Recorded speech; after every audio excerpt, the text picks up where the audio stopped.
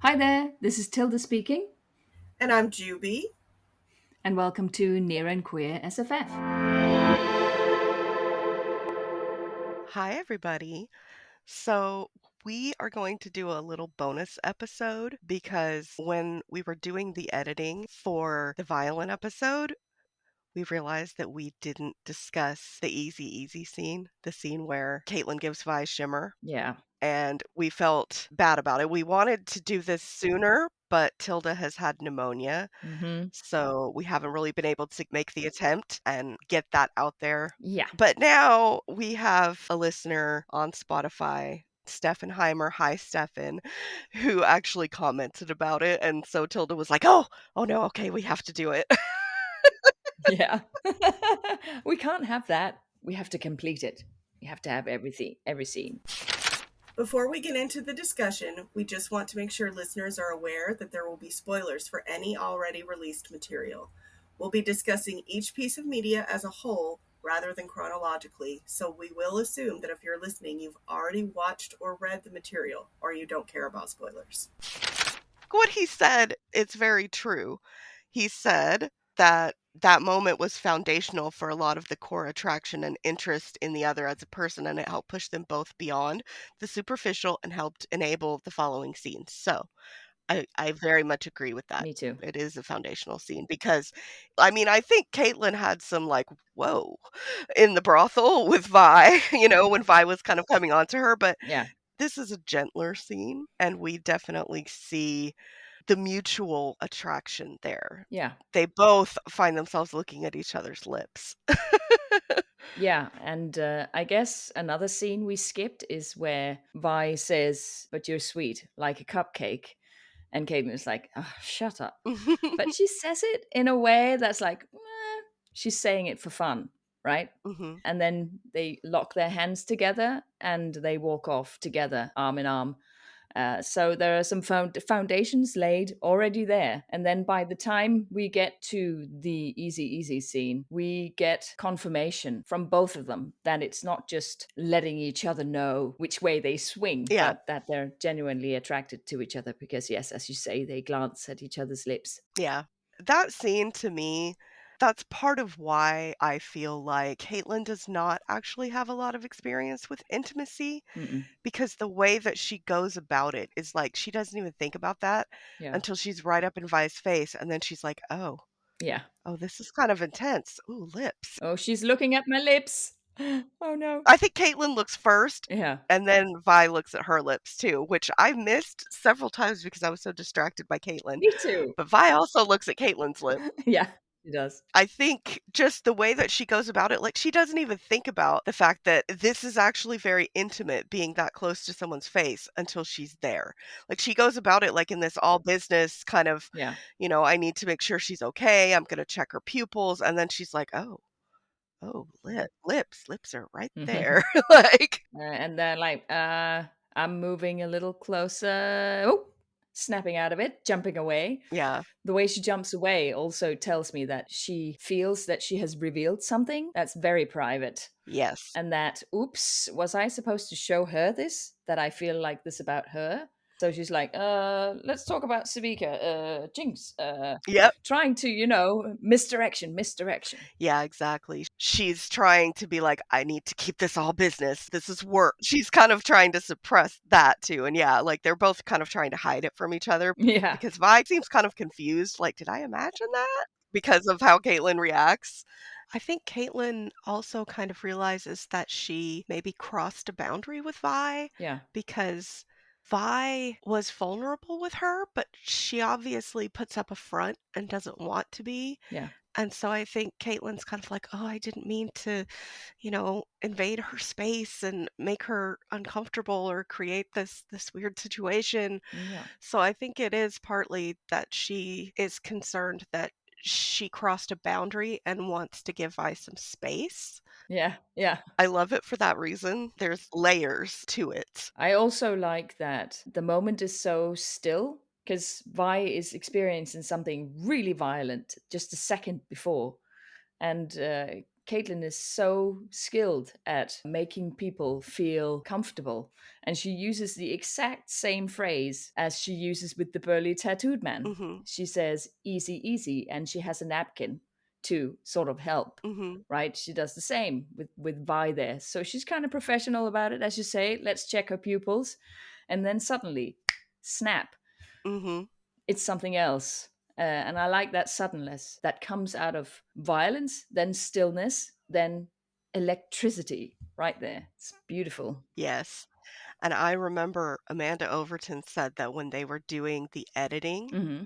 that one of Christian Link's notes was that he wanted to hold that note just a tiny bit longer, where they're holding the eye contact kind of, and looking at each other, Yeah. that he wanted that held for just a little bit longer. And I was like, oh, that's a good sign.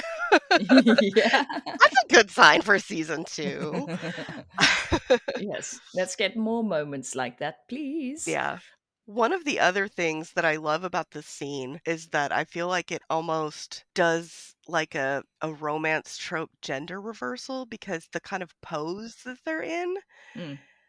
it's like Caitlyn is almost in the masculine position and Vi is in this vulnerable feminine position. Yeah. And it's unexpected because we think of Vi as being the tough one. And so I can see where it appeals to people to have Vi be the submissive one and Caitlyn be otherwise. Yeah. I don't necessarily think that that's the case. I think they both have both qualities. Yeah. But in that particular scene, I do kind of love that they're reversing what would be expected, at least for Vi, and putting her in this kind of softer, vulnerable position. I think it's interesting Yeah. visually, the way that it looks. Yeah, because Caitlin is coming to the rescue here. Mm. She's just been out giving her rifle to receive some medicine, and she's saving her life basically for the first time. And I guess that also gives a connection at that point. For the second time, because Savika was about to kill her. Right. Yeah, yeah. So it's the second time at this point, and there's one time later, but it's like on the bridge Mhm. when Caitlin is stepping in front of the bullets and Vi is pushing her away. They're both saving each other, I guess. Yeah, in different ways. Yeah. But yeah, it's almost like a romance novel cover kind of pose. It reminded me of that, Yeah. but Vi is in the more feminine position and Caitlin's in the more masculine position, and I just thought that was really cool. Yeah, because Vi is definitely the one who's stomping through the undercity, and Caitlin is traipsing behind. Yeah, So the roles are reversed from that. yeah. I mean, we saw attraction in the brothel, Yeah. but as Mr. Heimer said, Stefan Heimer, our listener who left the comment, it kind of takes it out of just shallow attraction and it's like they're starting to understand each other. Of course, then Caitlin has to put her foot in her mouth right after and say, "Don't you have parents?" And Vi's like, "No, because they were killed by enforcers." Yeah, and she jumps down her throat. I mean, Yeah. but that's also Vi's defense, right? Mhm. Because she was just very vulnerable, almost dying, and then suddenly she's showing Caitlin that there's an interest there, Yeah. and now Vi's best defense is offense. Yeah. That was a genuine interest. Like, what was happening in the brothel was more manipulative. Hmm. She was being a little devious there. Yeah. They were both vulnerable, and it was unexpected, Oh yeah. and it was sincere. Hmm. And so they both Yeah. kind of have this reaction of, "Oh," afterwards. So we've got to put that distance back between us because no, we can't be friendly. Everybody keep doing what they were doing. Nothing happening here, Yeah, exactly. but plenty happening. Yeah. But I mean, it's not long after that that they're hugging on the bridge. Mm. It's maybe like a day later, and I mean, we skip a lot of them hanging out in Echo's hideout. Well, there's the really cute scene when they're bound and gagged, well, hooded, Mhm. and where they're like bickering like an old married couple. Oh, yeah. I really love that as well. Yeah, no, that's like a classic romance trope. Exactly. So I noticed that too and was like, "Oh, it's like moonlighting or something," like, where they're having sexual tension through argument, you know? Yeah. And then the second an external threat comes along, all of that is forgotten, and it's like, bye. Oh no. Yeah. So, very excited for season 2. Hmm. I am not expecting rainbows and puppies, No, me neither. at least not to begin with, but I like a little angst before I get my treat. So,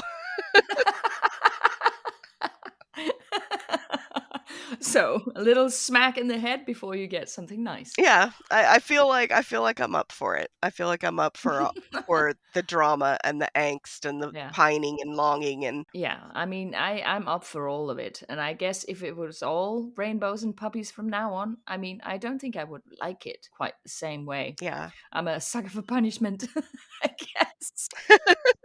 I'm not one of those people who just abandons a couple and gets bored by them when they get together, No, but I do like for it to take a while for them to get together. yeah, That part is fun, and I like it when there's some angst because then it's like yeah. it makes the high when they get together so much more satisfying. Oh yes, I agree. Yeah, slow burn all the way. I really like that the best. Yeah. But if they skip them getting together in Arcane, I'm going to murder someone. Yes. I will be really, really upset as well. I don't think that they will. I don't think so either. I think there's gonna be a time skip, but I think that it's either gonna be they kiss in act 1 and then they split apart and then they come back together Hmm. sometime in late act 2, or nothing romantic happens in act 1 other than, like, some longing. Mm, There's gonna be a time skip, but I don't think it's actually gonna come back and they're a couple no. because we know Vi has that whole pit fighter arc, Yeah. so I don't think they're gonna skip that. Sorry, we're doing what we are not supposed to do. Speculating. That's okay. We thought about doing a whole episode about it. Yeah. It's so close now that my imagination is going crazy. Yeah. So, is there anything else we wanna say about that scene? I don't think so. I think that's about it. I think we've said it. It is rather brief. Yeah. The other scenes are much longer. Okay.